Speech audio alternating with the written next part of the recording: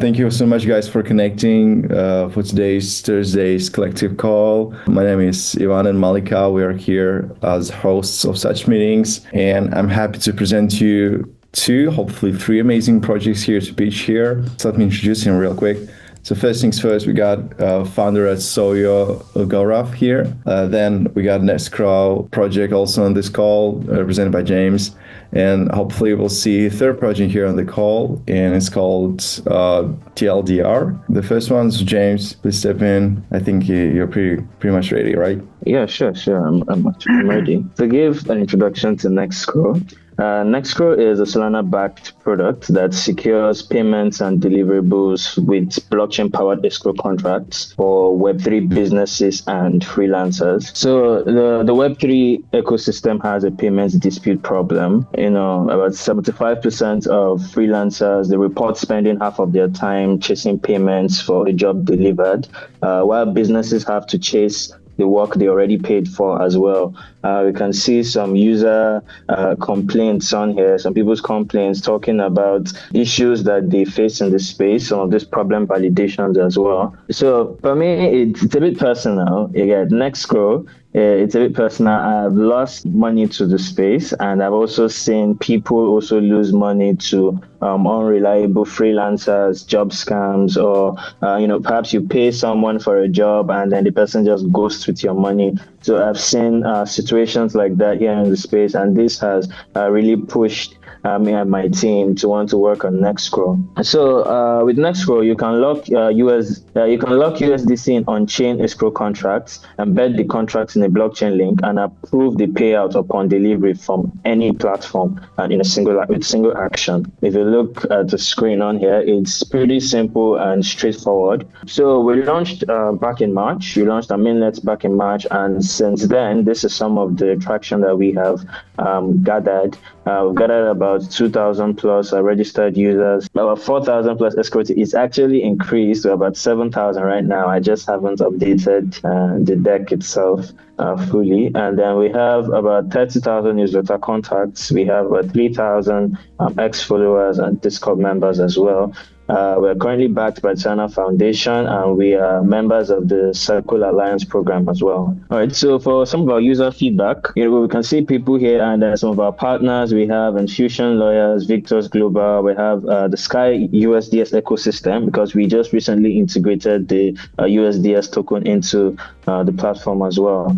So pretty much how it works is pretty simple. You impute the resources and the stable coin of your choice, and then you create an escrow contract. Whatever you need to put in there, perhaps is the contract name, the resource, anything that has to do with it, you put it in there into the contract, and then once you're done, you can share the contract as a regular link, or you can generate a blockchain link. So a blockchain link is powered by Solana's Dialect team. It allows you to be able to interact with your escrow contracts from any platform at all. Perhaps if you're on Twitter and you have an escrow contract with someone, you can approve that contract. You can interact with it directly from Twitter without having to go back to the platform as well. So this is it. And if a dispute occurs as well, we have AI-driven dispute analysis that helps to aid with the blockchain transparency record and a legally backed quality control team as well. So as I put in here, imagine the legal fees you would rack up for suing someone when you could have used Nexcrow instead. Here is our financial model. We earn 2 to 4% on escrow transaction fees, 3% dispute resolution fee as well. And we're targeting about 0.02% of the $500 billion global freelance market and 0.5% of the $3 billion Solana ecosystem market. So targeting and capturing this sector of the market will put us on track for an annual return of about 60 million annually by 2030. So also for this slide, we're introducing the Nexus Developer Console as well. So this allows you to be able to integrate escrow contracts into any product at all easily from from the console itself. So as I said in here, more integration also means more revenue as well. As more developers integrate more of the escrow contracts in there, it also means more revenue back to the product as well. So we are raising a pre-seed round. and a lot of it will go towards scaling and expanding our MVP, building a user base, maximizing our growth, and pretty much all of it. So I don't know if I have much time left, but I would have liked to I wanted to go into the product itself and show like a demo of it because it's live on Minutes, but that's pretty much most of it. Yeah, thank you so much. Yeah. Thank you so much for the pitch, James. We already have some questions. First goes like this: chasing payments is a huge issue. How does Nexcrow actually ensure both sides trust the process enough to use it long term? Okay, so this pretty much comes down to the user experience. Okay, as we try to make the user experience as easy as possible and as swift as possible, in the sense that you can easily come into the platform itself. Once you're in there, you set up an escrow contract, and we have our own dispute resolution as well. We have dispute resolution processes that we are going to be implementing. Most of it being depending on the situation on ground, depending on the kind of dispute that is on ground. But first of all, have to pass it through AI agents that goes through it, analyzes the entire situation, and breaks it down for the team, and then we then look into it and then know if, depending on the situation, we will need to like address it ourselves or have to bring in external bodies as well. So as I said, we have also partnered with a couple of other people to help push this as well when it comes to the dispute resolution side, which is the institutional lawyers and all. So depending on the situation on ground, depending on how complex the particular issue is, we then decide if we need to send it to the public for a voting system, or if we need to get partners involved, or if it's something that just the team can handle itself. So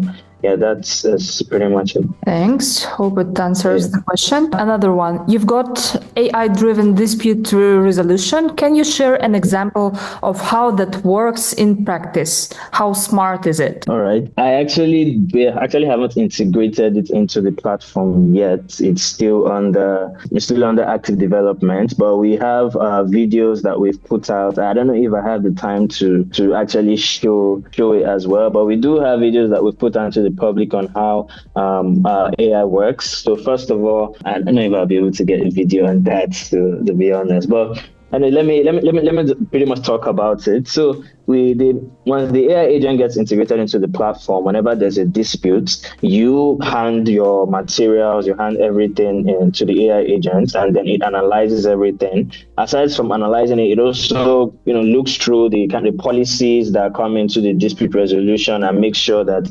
you're in track with it. Again, that everything is in track with it. And then once it's done, we on the team end get to see that analytics. We get to see how everything that has been done and what the AI agent is recommending as well. But again, we were still also going to run it through a normal process. There's a quality control process. We either handle it ourselves or we send it across to our partners. But the AI agent itself, it works like a support system. It works like more of a support system for both the team and also for the users as well. So you know that there's always someone, there's an issue or anything, there's always an agent that can always help out, that can always guide you through the entire dispute resolution process as well. Okay, thank you. We have still time for a couple of questions, I guess. Welcome to Address Anything. Meanwhile, James, I'd like to actually know why you decided to build on Solana. Why Solana? Well, first, I've been on Solana for quite a while now. I pretty much started a big part of my crypto journey on Solana, and the support from the ecosystem has been really, really, really, really amazing. Again, although you have to work for it. You have to work for it. You have to build a reputation over time. You have to make sure you're consistent. You're always showing up. But the support they give back to a lot of founders, especially those that they've been able to vet and you know that they're actually serious on things, is actually quite amazing too. It's why you would notice that a lot of products on there, due to the kind of support that they're getting, they have that push as well. But for me, it's pretty much a no-brainer, and then the tech as well. From the tech side of it, it's it's fast. The infrastructure makes it easy for us to be able to push a whole lot of do the work the way we want to work, because we do not want a situation where if you look at how Upwork and I don't want Upwork and a couple of sorry. We look at how a couple of the other competitors that work, some of them have slow payout times. Some of them can process payments for almost a week. But, having Solana on there ensures that once a transaction is approved or a payment is approved, it goes instantly. You receive the pay instantly. There's no delay or any thing of that sort as well. And you're getting it directly into your wallet. So that's pretty much it. Yeah, I see. Thank you. And we got the question from Morgan. So let me read that. Can you expand to support physical products outside of freelancing and job payments? So the question is, can we expand to support physical products outside of freelancing? So yes, because the way the platform is designed, you can definitely do other things as well aside of freelancing. If you want to have like a normal escrow sort of transaction, a normal contract, you can do that on the platform with the way it has been designed. But our own target market, the kind of the target that we are looking at in order to be able to focus are mostly freelancers and Web3 businesses. But the way the platform has been designed, the way the product has been designed, it allows for other people with other use cases to also be able to make use of it too. Okay, thank you. We are finishing with the first speaker, so thank you so much, James, for being here on this call. It was a pleasure again. So thank you very much. It's always a pleasure. Thank you very much. Okay, so we are moving on, as I said before, and let's proceed with SOYO again. So Graf, hopefully you're ready. Passing the mic to you. Yeah, let's see. Yes, definitely. So thank you for having me here. So let's start with SOYO. That's the Survive on Your Own. That's an online battleground game. And I'll give you a basic introduction about it. I know you might have played the PUBG, Player Unknown Battleground. It's a kind of a game where you need to start a game like this. And then you are in the airplane. You need to jump on the land. And then you need to collect the guns and kill other people. And the map gets shorter and shorter. You need to survive. You need to be in the map and kill everyone who comes in your way. So you should be the last one to survive. And this is the final guy I killed, and I won the game. So I'm just keeping it very, very short to save the time. So this is the basic introduction of the PUBG. So there are two types of business. One is that are built from scratch with pain, hustle, originality, and you are pioneer. The second one is you improve the existing things, making it better for users and then pushing the boundary. So SOYO is the second one. We are improving the existing things. We are doing much, much, much better than what is already existing. SOYO is a battle royale online shooting game like a PUBG, inspired by PUBG, and it retains thrills like survival in the game, killing all people. There are many, many features I have introduced here, what we can do better than the existing ones. So there are problems with, let's say, PUBG, Fortnite, and Free Fire. What are the problems? There's a lack of innovation. They are just repeating same and same thing. Every battle royale game just copying each other and presenting same thing. No social evaluation, no communities, no gathering, limited exposures, no external media. Like, let's say you're a game, but you need to connect to your audience. Your audience love your characters in the game. You can make animated series or let's say movies. So there is nothing I have seen with any game. Time consuming, no returns for hours spent. You are spending your hours and you are earning nothing from it. No passive income. These are the problems I see with the battle royale games. So let's talk about how SOYO is different. Gameplay, I already explained how the PUBG runs. The same way we are going to the map, defeating other people, surviving it to the end. Then users can bet. That's the difference we are putting over here now. Every person can bet and fight against each other. They win. And we are actually breaking a hierarchical order. There is no top 3, top 5, top 10 winners. You just need to go over there, just need to make 2 kills and you get your feast back with profit. So that's how everyone can be a winner in the game. So this is like this. And if you don't have, there are players who don't want to put money. So you can be a host, hire the players, second host, hires the players. Both the hosts will compete with each other and the winner will get the money. So this is the new concept I've never seen in any multiplayer game. Let's move to this another concept. That's NFT. I didn't know whether new FUFA in Italian fufa is an air. NFT over crypto and blockchain is just an air. There's no real use. It's just an image you're keeping over there, buying for millions of dollars. That's completely a waste. So we are introducing in-game NFTs where you buy the land and you own the land.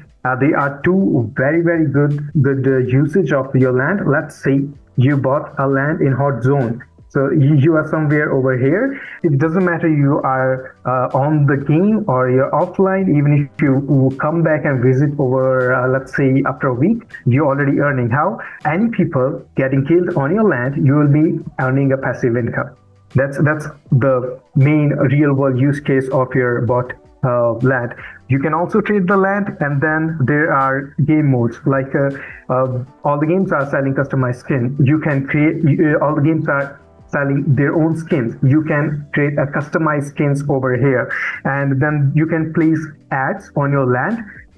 Let's see this. This is an example. This is an in-game your land bought by you. You can place an advertisement over there from any projects, and you can earn it from there, just like an traditional advertisement on your Twitter or your Telegram or YouTube. You can do this. Let's say that the buildings are in your area. You bought that land. You can put anything over there, and you can also design your area in traditional battle royale games. They just provide you one map. You cannot do with this. A player keep on playing the games, and it gets bored because it is only a same map. But when you bought a land, you can customize things. It's new for you. You can show your creativity skills, and then users can all see what is different. And then let's move to the other part.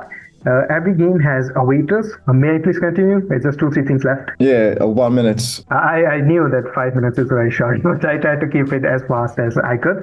So let's go with, there's only 1-2 options more left. So there's an in-game awaiters.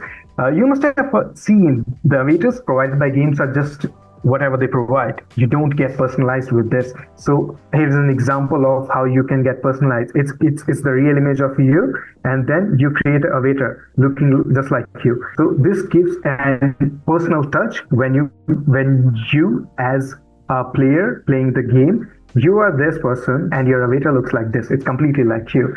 Okay, let's go over here. You are this person and your avatar looks like this. You are this person, your avatar looks like this. This is a personal touch we are trying to give. This is also an additional feature which I have never seen. Then there are diverse game releases which we can release after every 1 to 2 months under SOYO brand. There are small games. And then there is a real place of replicate map.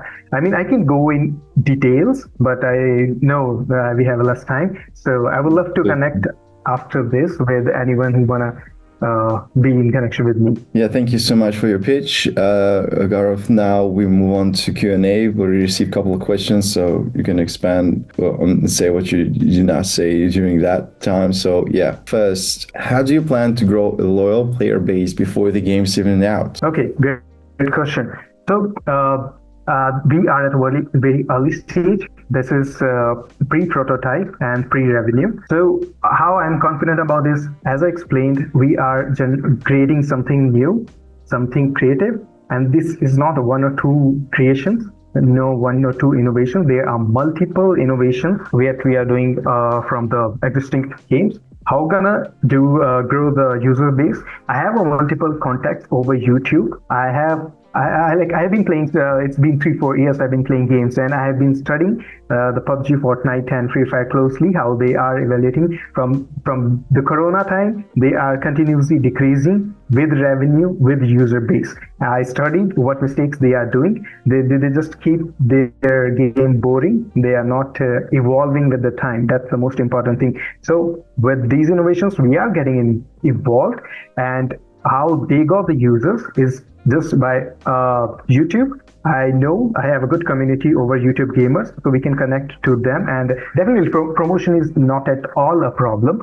So after getting the users, you need to make them at your platform. So that's what we are doing different over here. That what makes them interesting, and then they will just keep looking into more and dive into more. And that's why I already told we'll be having small games over there, so to build the retention over there and to make them stick to the brand. Okay, next, what's one feature or mechanic that will make a traditional gamer say, damn, this is actually cool Web3 stuff? I think Leonardo is one. Okay. Yeah, actually, I myself like this feature very much. As I said, I've been playing games over 3-4 years. So you always need something new. The players are the professional gamers are not just killing the people over there, winning the game, winning the trophy. They are more into creating the community. They are more creating themselves, evolve there. There is one more feature because of last time I didn't get the time to explain over there. We also are planning to integrate a social media option inside the game, because when your activity graph rise on Discord and TikTok, you're not that much connected with the game. So you can integrate a creating studio where you can instantly record your short clips and post as your profile. So gamers can see and gives you views and gives internal game points over there, which can help you to build your profile inside the game. That's no option any game has provided till now. Okay, thanks. Next question. So you've ditched token speculation. So what's driving the in-game economy instead? About token speculation, let's say I actually want to keep SOYO different from any token launches. Why? I tell you the reason. Because when you launch a token with a project, you have a very strong belief in your project, in your utility, in the features you introduced. But at the same time, when you launch a product to grow your community, your goals are to grow your community, to get into the new world, to get new users. But at the same time, if your graph falling down, and people don't see, they don't even care about the product. They don't even care about what you're making. They just see the graph. And that's a very negative point.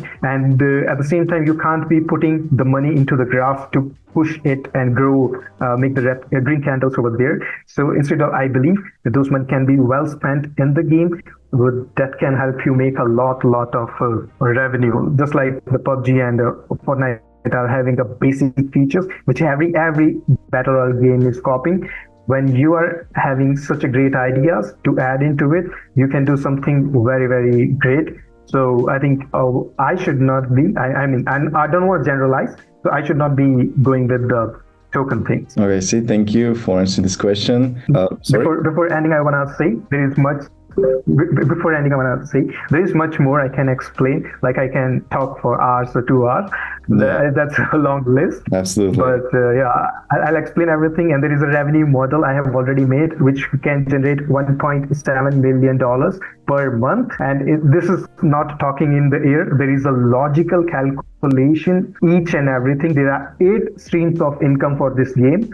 8. Well, other games are just having a 2 stream. Like they're just simply selling the skins and passes. So we have 8 streams and a well calculated plan for the revenue. So I can explain everything. I'm really sorry for taking this long time of yours. So yeah, absolutely. I would love to connect with anyone who's interested. You want to connect all links in there. Gaurav, thank you so much for your pitch. We're moving on. So thank you so much for the opportunity. Yeah, absolutely. We got a third project here to present their pitch. And yeah, guys, Dad is here to present project. Sorry, Dad, how do you call it? Could you please? Tordess. Tordess. So yeah, thank you so much for joining us finally. It's a pleasure passing the mic to you. Start whenever you're ready. Hope that you guys enjoyed the pitches so far. I will try to make this short and as concise as possible. So how's your day going on? Okay. So pleasure to meet you guys today. My name is Dad. I'm the founder and CEO of Tordess. You may ask what's the meaning of Tordess. It's actually a misspelling of tortoise, which is a turtle. We believe that as a crypto traders, people better behave as a turtle, because the turtle can be the rabbit, the hare in the long run. You just have to keep consistent win, slowly but steady. And that is the meaning of the project. We are one of the world's first crypto prop trading platform, also known as prop firm. What we do is very simple. We sell users challenge, which is a demo account where users' performance will be judged against a set of rules. And those who pass the challenge will get funding from us for trading, and they can withdraw up to 85 to 90% of the profit they made. So if you guys have exposure in Forex, for example, or Web2, traditional finance, you probably know that prop firm or fund trader program is a huge business over there. There's close to a $10 billion US segment in Forex alone. But we noticed that no one has been trying to bring this sustainable, proven business concept from Forex or traditional finance into crypto. And Tordess is one of the early one. We are one of pioneer crypto prop firm. We were found in 2022 at the bottom of the bear market, starting with the integration with OKX. If you search for Tordess OKX, you'll probably see some press release that we did with them about 2 years ago. And even though we built this to the bottom of the bear market, spent close to $0 in marketing, we have been welcomed by more than 10,000 users, some from Southeast Asia, but also from the other parts of the world. So our platform has been fully functional with some revenue. Why we're doing this? Because the problem is that the majority of retail traders, as you know, probably all retail traders out there are normally by underfunding capitals. And normal retail traders would have few hundreds or few $1,000s in their trading accounts. And with that initial limited capitals, it will be very hard for them to earn something big. And that's why you see that people are so attracted to meme coin, over leverage. And in the long term, you see that most of retail traders would get liquidate. That's why the solution from prop firm like us in crypto as well as in traditional finance has been very attractive for retail traders, because let's say if a user have $500, instead of going all in trading on their own money, they can go to Tordess.com, our website, to purchase the challenge, prove that they are good traders, and they can get funded and just earn about 25% of return over the whole journey and get also the same $5,000 profit withdrawals. So we give users a lot more leverage with less risk exposure. So again, if you still don't get our concept, we fund traders from $5,000 up to $100,000. The only thing the user need to do is to go to our website, purchase a challenge, prove that they can pass the challenge by being a good risk manager. And after a few steps, they can get funding up to $100,000 and can withdraw up to 90% of the profit they made. So we are a fully functioning website, which you can go and talk to Tordess.com and check it. We earn revenue from two revenue streams. First one is from evaluation fee paid by the traders, and second is from profit split from the funded traders. So again, it is a proven business model in Web2. We just bring this to crypto, and it's been working very well for us after we played this for over a year. Since we are launching a token, because we do this in Web3, we intend to allocate about 25% of platform revenue for token buyback program and use this buyback token for staking rewards. Additionally, token holders can also enjoy extra perks like higher affiliate payout, higher discounts, and other things. In terms of competitive edge, we are one of the first crypto prop firm in the space right now, having technically calm as compared to any competitors out there who are doing this, who want to enter this and compete with us. In terms of traction, as I only have 1 minute left, let me go through this quickly. We have more than 10,000 users, live platform, more than $5,000 of revenue monthly. We have funded more than 25 users last year, processed more than 1 million of funded trading volume every month right now, and processed more than $20,000 in profit withdrawals for the users last year. In terms of the team, we are all based in Vietnam, have been doing things in the industries for more than 7 years. Some of my team members have done amazing things with companies like Infinity Blockchains, Cardano, Amdax, and others. In terms of fundraising, we have done through a few fundraising rounds, have raised about $300,000 to date. We have received listing offer from Gate, Maxi, and BankX, and we plan to TG within June this year, within next month. So we are raising additional $500,000 on a $10 million FDV. If there anyone interested in investing in our strategic round, please let me know. Happy to answer any question if you may have. Thank you. Yeah, thank you. Thank you so much. Perfect timing. And great pitch. We already have some questions. Crypto prop trading is pretty new. What's the biggest challenge you've faced convincing traders to trust you with their skills? Yeah. Basically, it is still a new thing. But if you look at how big this business is in Web2, there are major firms like it's a $10 billion in Forex industry alone. Big firms like FTMO, they even purchase Forex broker like Wanda. So this is a huge thing, and we are still very early in crypto. In order to convince users, probably the first thing is that they should look at our website, check that all the price data, all the liquidity, everything from us is linked with our exchange partner, OKX and Binance. So everything is very transparent here. Second thing is that check out Twitter. You will see that there are users, actual users who have traded with us, pass our challenge and get funded. There was a guy from South Africa that withdraw earned profit withdrawal for more than 10 times. He was so good at trading that we invite him to become a KOL and appear weekly on our space, our X space. There was a few guys the biggest check we get from withdrawal we get for users was a guy from Iraq last year for more than $5,000. So there are actual users who have tried out with Tordess and get funded and get profit withdrawal from it. Thanks. Very interesting. Another question. You're live with OKX. What's the next big exchange or market you're eyeing to blow things up? Yeah, we basically integrate with OKX, and we are gradually moving to Binance now. If you go to Tordess.com, set up an account, you will see that some of the pairs are linked with Binance. And due to this integration, unfortunately, we cannot serve users from US or Canada right now because of the legal limitations from this centralized exchange. So the next big step is to work with other centralized exchange in other regions like US, Canada, and Japan, for example, to cover the remaining countries where we are currently being limited. So this is just the first step. We do intend to have more integrations in the roadmap, in the pipeline, and in the future with integration with DEX as well. So there's no limitation out there in the roadmap. Thanks. Another one. You've got 10K users, but only 2K active monthly. What's your move to turn sign-ups into hardcore daily traders? Yeah, so basically we have 10,000 users, but only 2,000 monthly traders. One thing we organize monthly now is the free monthly competitions. So if you have a chance to visit Tordess.com, set up an account, we see that you don't need to purchase a challenge to test our platform. There's a free monthly competitions that we organize monthly. The 10 best performer every month in the leaderboard, we get prize from it. The best, the winner, we get a 10,000 funded account for free. So there are ways that we are trying to improve to keep users in retention and everything. And one more thing we want to note is that we don't need a very big user base. If you look at FTMO, the biggest Forex prop firm, they only have 100,000 users and they are $1 billion business. So we can scale up quick, but this business is lucrative as well. So we don't need million users. 100,000 users is enough for us to reach $1 billion status. Hope that answers your question. Thank you. Very interesting.